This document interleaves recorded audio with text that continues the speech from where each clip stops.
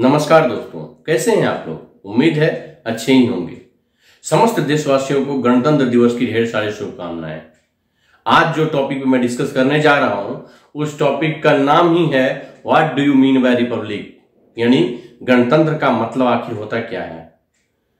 हम लोग आज जो जिस देश को की महिमा का मंडन करते हैं, जिस देश के लिए देशभक्ति की बात करते हैं, तो आज मेरा हर उस देशवासी से यही सवाल है, क्या आपको पता है कि रिपब्लिक क्या है या रिपब्लिक डे हम क्यों मनाते हैं। ठीक है, संविधान का उस दिन हम लोगों ने आत्मसात किया था, तो उसको हम लोगों ने क्या किया, रिपब्लिक डे के रूप में मनाते हैं। इससे ज्यादा किसी को भी कुछ पता नहीं होता है या नहीं बताया जाता है। सबको नहीं बोल सकते हैं, कुछ लोग हैं जिन्हें आता है, बहुत लोगों को नहीं आता है। तो मैं सोचता हूं इस टॉपिक को मैं आम लोगों को आम जन भाषा में समझाता हूं।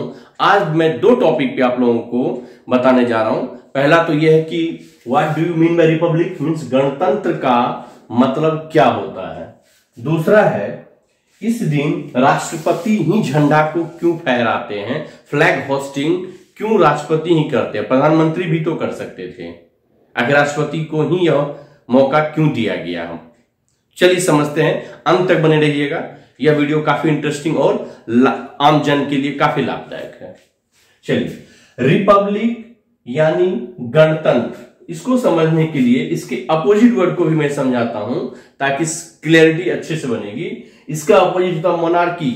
मोनार्की मीन्स राजतंत्र। जी हां, राज जोड़ तंत्र मीन्स राजा का तंत्र, ऐसा सिस्टम जो राजा के द्वारा चलाया जाता है।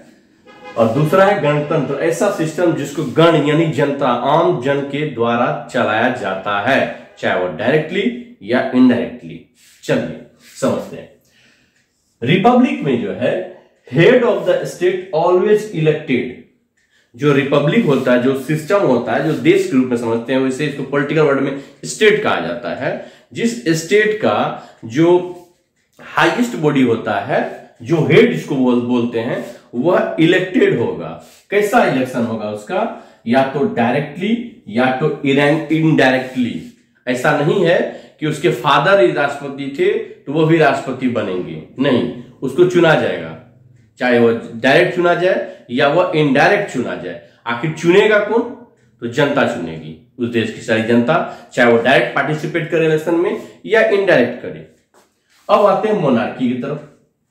मोनार्की जो राजा का तंत्र होता है, उसका हेड कौन होगा, राजा होगा, किंग या क्वीन, कोई भी हो सकता है इसका। ठीक है, तो इसमें ऑल इन ऑल क्या होगा, जो हेड होगा वह राजा या रानी होगा। इसमें जो भी हेड होगा उसका क्या होगा, उसका इलेक्शन होगा, एक फिक्स समय के बाद उसको चुना जाएगा जनता के द्वारा, चाहे डायरेक्ट इलेक्शन में जनता पार्टिसिपेट करे या इनडायरेक्ट करे। अब दूसरा चीज समझते हैं। इसका फीचर में दूसरा फीचर होता है संप्रभुता। संप्रभु जो है उसको आम जन की भाषा में कहते हैं संप्रभुता का जो संज्ञा है, संप्रभुता क्या एडजेक्टिव है, और संप्रभु को से संप्रभुता बनता, नाउन होता संप्रभु।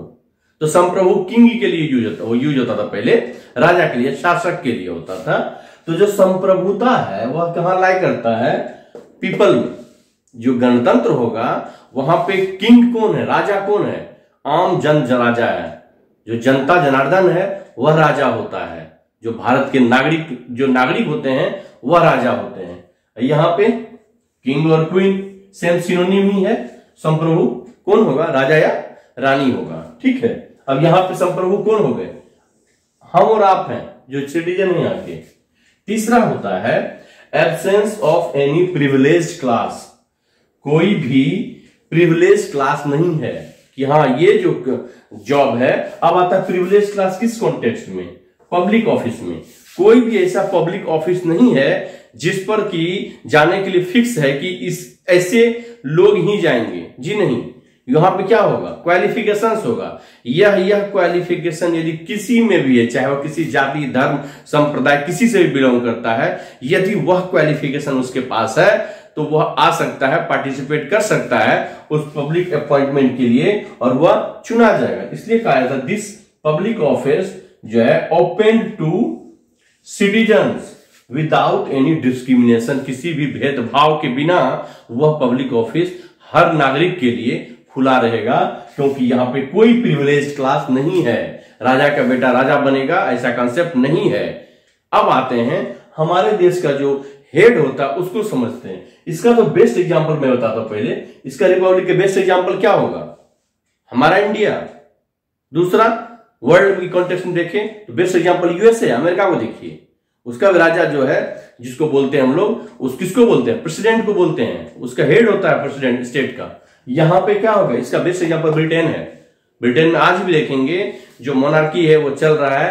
राजा जो है या रानी है वो जो सेरेमोनियल पोस्ट है वह पोस्ट आज भी चलता है। कुछ भी ऑडिशन लिया जाएगा तो राजा या रानी उसके हेड के रूप में रिप्रेजेंट किए जाते हैं। और एक इसका बेस्ट एग्जांपल देखिए, गेम्स में जैसे कॉमनवेल्थ गेम देखते हैं तो कॉमनवेल्थ गेम कहीं भी होगा इंडिया वर्ल्ड में तो इसका जो लैंप है वो लैंप को इनोग्रेट कौन करेगा? राजा या रानी, या उसके बिहाफ पे कोई रिप्रेजेंटेटिव आएगा, उसी के नाम पे वो लैंप का लाइटनिंग होता है। ठीक है, अब आते हैं इसके एग्जांपल इंडिया के कॉन्टेक्स्ट में समझते हैं, क्योंकि रिपब्लिक डे हमारा है। ठीक है, तो यहां पे हमारा जो स्टेट का हेड कौन होगा?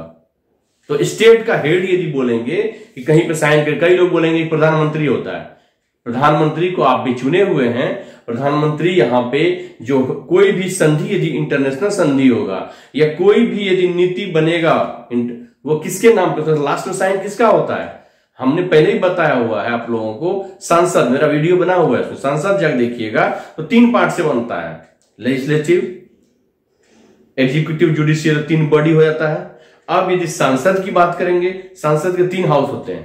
पहला होगा राज्यसभा, दूसरा होगा लोकसभा, तीसरा होगा राष्ट्रपति। जब तीनों से मिलेगा तभी वह संसद कहलाता है, क्योंकि राष्ट्रपति का साइन होना जरूरी है।